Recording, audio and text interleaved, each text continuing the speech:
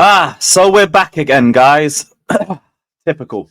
I love transfer season, innit? Just when I think my day's over, just Chelsea just come and reel me straight back in. Straight back in. But we're back for some more transfer news. We're back with some new developments.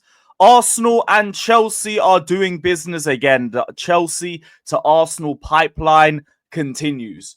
And they're still buying players from our 22-23 squad. This time, it looks like we are going to be having our Kepa leaving party very soon. Thank the good Lord. We are finally about to get rid of Kepa. Finally about to get his 150k a week wages off our books. Finally, just rid of him. Rid of him and the entire 7-8 year transfer, however long this his time at Chelsea's been, because it's not been great. Some good moments, but it's not been great. And now he's off to Arsenal. I don't know why they keep coming back for our scrubs. I really don't get it. But Arsenal are set to sign Kepa Arrizabalaga from Chelsea. Deal in process of being finalized after the 30-year-old Spanish goalkeeper agreed to join Arsenal and fight for place. 5 million release clause in Chelsea contract will need activating. Fabrizio Romano also tweeted about it just a few minutes afterwards. Just going to pull that one up on the big screen. There it is. Arsenal closing in on deal to sign Kepa from Chelsea. Agreement almost done with the player. Long-term deal in place. Kepa ready to be a backup for Raya. 5 million release clause to be activated soon, as Gunnerblog reports. I'm guessing Gunnerblog was the first one on this. So Arsenal been looking for a number 2. I think they lost Neto this summer. I don't know if it was his contract expiring or if it was a loan move, but they've been looking for a number 2 goalkeeper, and it seems like they found one in Kepa Arrizabalaga. Now, I love to run the bants about how they're buying another Chelsea scrub and this is another transfer that's going to take them backwards and everything. It would be so easy and so shameless to do that, but if I'm going to be completely honest, if I'm going to sit here and I'm not going to be disingenuous and I'm going to be honest for the community, big up to all you guys, it's a pretty good deal for them. I won't front. It's a pretty good deal for them. It's a very cheap release clause for someone who is Premier League proven, someone who is experienced, obviously winning trophies at the Gargantua and Chelsea and all of that. He's a serviceable keeper. Very good at penalty saving. I think he's got the most penalties saved in Chelsea's history, which would be very good for the cup games, which I would assume he would be prioritized for. The same way we did back in 21, 22. And he's very good at saving penalties. And if you keep him in the cup games and he starts well, at least he'll be confident, which I think would at least give you the best version of Kepa. Because when Kepa isn't confident, you lot are screwed. You lot are so screwed. Speaks multiple languages as well, so he can settle quickly and also doesn't have to move anywhere because he still lives in London. You could probably still recoup some of the money as well. That's the craziest part, because it is only 5 million and he is only 30. If you look to try and sell him after this, they probably would get more than 5 million for Kepa. And it's also an early transfer, so I'll be completely honest. As much as I'm really happy to see the back of Kepa, because he disgusts me. So many bad moments with him. 22, 23. Speak about penalties, him missing the penalty in the cup final.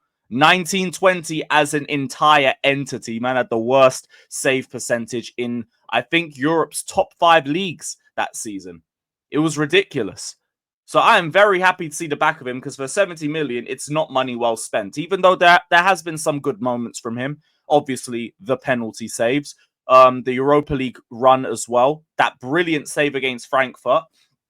Some key saves in 18-19 as well. But overall, oh yeah, and the Villa and Brentford games in 22-23. But overall, bit of a waste of money, especially when we could have got Alisson for the same fee that summer. But yeah, for Arsenal, this is a relatively good move for them. There's not a lot to it. And I know people would ask me, then wouldn't you not want to sell him to Arsenal then? Yes and no.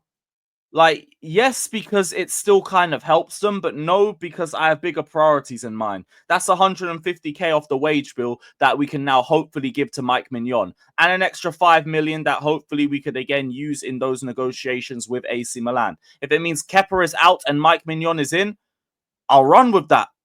I'll run with that. That is fine by me. That is absolutely fine by me. If we don't get Mignon, I'll be fuming. Obviously, for obvious reasons, because we don't get that transfer in. But yeah, I think this is a good move for Arsenal. Like, I'm not as annoyed as the Jorginho transfer because, like, I don't think we're fixing up something massive for them. It's just going to be a number 2 in cup games. And it's like Arteta even takes the cup games seriously anyway. There's a reason why that scrubby institution has won FA Cup in 5 years. They don't take the domestic seriously. But Kepa should be a good move for them as long as he starts well. That is one thing I'll say too. If he does not start well and his confidence spirals, because being at Arsenal is completely different to being on loan at Bournemouth. I know he had a good season at Bournemouth, but all eyes aren't necessarily on him at Bournemouth like they are at a big 6 club like Chelsea or like, what's it called? Or even your club. But because of that, I actually think it helped him like have a stable season. Now at Arsenal, if you have a bad start, you can see the howler and get them knocked out of the cup. Arsenal fans will probably turn on this guy real quick just because he is a Chelsea reject. The same way they were onto Havertz from the start before he started having his like second half of the season purple patch. Before, at the same energy when they first signed Jorginho or when Willian just started playing like Willian during the lockdown campaign. He has to start well for you guys. Otherwise, I don't think it's going to look as good of a transfer as it seems right now. For now, it's a decent move, though. For now, it is a pretty decent move. Hopefully, this means, though, that we can get, what's his name? Mike Mignon through the door a little bit quicker. I've seen a few more updates on Ekatike. Build said that we're valuing him in the 67 million range, whereas Frankfurt are demanding 84 million. And if this is the case, this ain't getting done before the Club World Cup. It's not. It might get done afterwards, but it won't be getting done before the Club World Cup. Absolutely not. If this is how far the disparity is with both clubs. And Frankfurt is still waiting for the likes of Liverpool to get involved and drop a bid as well. That is why they are sticking to their 84 million valuation. I've heard Ekatike wants them to accept a bid, but it is still a long summer. So that could be any time period between then. So I really don't know. I really don't know with this one still. Also, I did see from Fabrizio in what wasn't as good news as before. Just wanted to like touch on this very quickly. Alejandro Garnacho is set to leave United. We already knew that. Staying in the Premier League is a serious option with 3 clubs already very keen. And I know our club's one of them. The left-wing options really stink this summer. They really, really just stink. Because between Garnacho and Gittins, it's like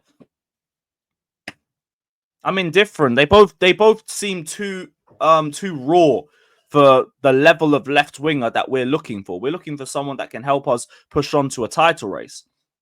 And I don't see Garnacho or Gittins as those level raisers. It's annoying.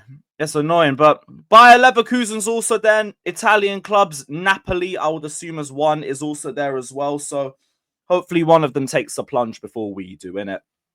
Hopefully one of them takes the plunge before we do. Because, look, Garnacho, if he joins Chelsea, I'll give him a chance. I always give everybody a chance. But I am not going to pretend that I'm with this transfer. I'm not going to pretend that I'm with this transfer because I'm not. I don't believe this transfer would be the level raiser that we need. Unless he makes a massive jump in talent and end product by the end of the season. What the hell happened to my voice? Goodness me. Even my voice can't stand the idea of Garnacho to Chelsea. I can't be arsed, bruv. I can't be arsed. Even my voice has given up. But yeah, no to Garnacho. No to Garnacho to Chelsea. I'm not with it.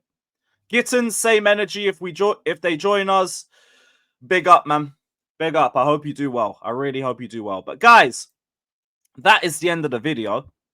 I'm going to be late to the England game now because of this. Ornstein, you could have dropped that bomber like an hour ago. For goodness sakes. But yeah, let me know your thoughts down in the comment section below. Don't forget to like and subscribe to the channel. And we'll see you guys tomorrow. Take care. Up the Chelsea.